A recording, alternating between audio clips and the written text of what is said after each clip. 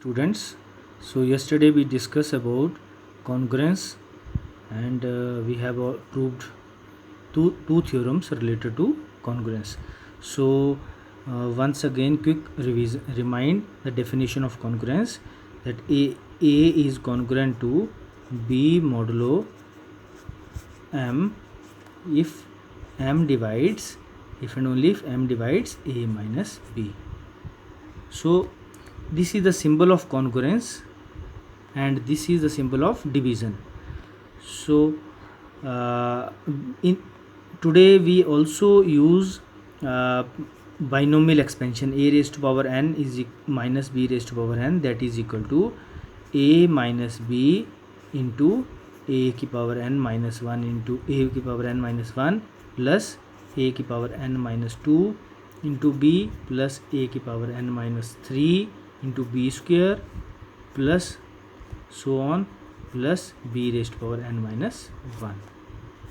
So we use this result in the theorem. So yesterday we discussed the four parts. Now today the fifth part is we have to prove that a की power n is congruent to b की power n modulo m for all n belongs to n. So because a is congruent to b modulo m, therefore m divides a minus b by definition. So m divide a minus b into a की power n minus 1 plus a की power n minus 2 into b plus a की power n minus 3 into b square plus b की power n minus 1. Because if any number, if 3 divides 12, then 3 divides any number multiple of 12 into k, any multiple of k.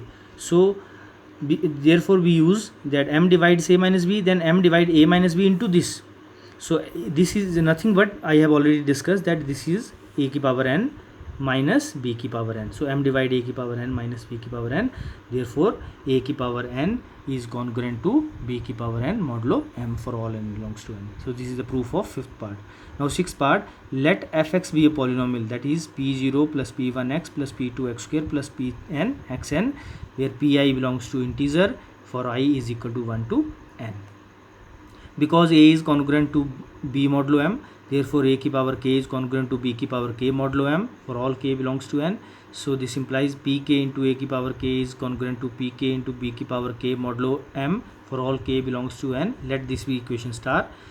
Therefore f of a is equal to p0 plus p1a plus p2a square plus pn a की power n by putting x is equal to a in the given polynomial. Since a की power k is congruent to b की power k modulo m for all k belongs to natural number, it means if we put k equal to 1, then a is congruent to b modulo m, k equal to 2, a square is congruent to b square modulo m, k equal to 3, aq is congruent to bq modulo m. So by using this result, we can write this is congruent to p0 plus p1b plus p2b square plus pn b की power n modulo m. This implies that this is congruent. This is nothing but this is f of b modulo m. Thus f of a is congruent to f of b modulo m. So polynomial f of a is congruent to f of b modulo m if a is congruent to b modulo m. So this is the proof of sixth part.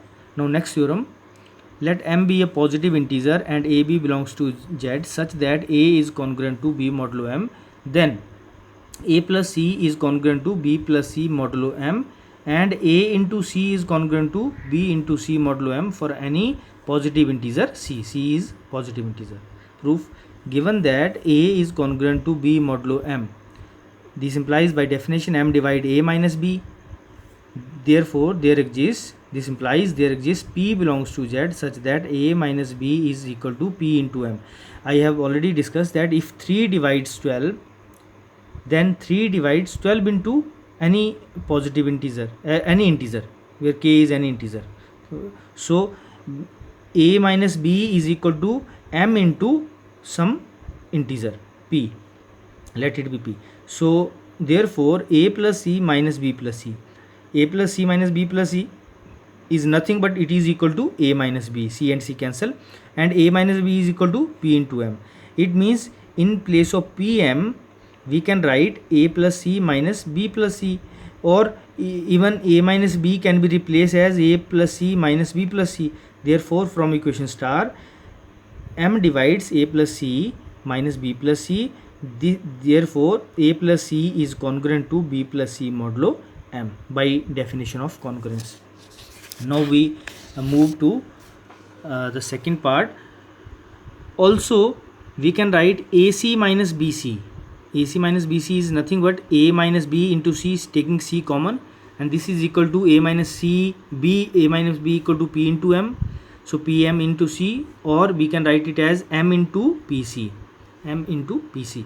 So it means in place of m into pc, we can write that m divides, because m into pc is equal to ac minus bc, so m divides ac minus bc. Therefore m divides ac minus bc. This implies that ac is congruent to bc modulo m. So this is the proof of next part. Now next theorem is cancellation law. If ca is congruent to cb modulo m, where c comma m is equal to 1, ये c comma m is gcd of c and m is 1, then a is congruent to b modulo m. If the gcd of c and m is 1, then c and c is cancelled, so we prove that a is congruent to b modulo m. Proof: since ca is congruent to cb modulo m, this is given, therefore m divides, by definition m divides ca minus cb, or m divides c into a minus b. See, it is already given that c comma m, gcd of c and m is 1. It means m only divide a minus b, because if 3 divides 12, so we can write 3 divides 3 into 4.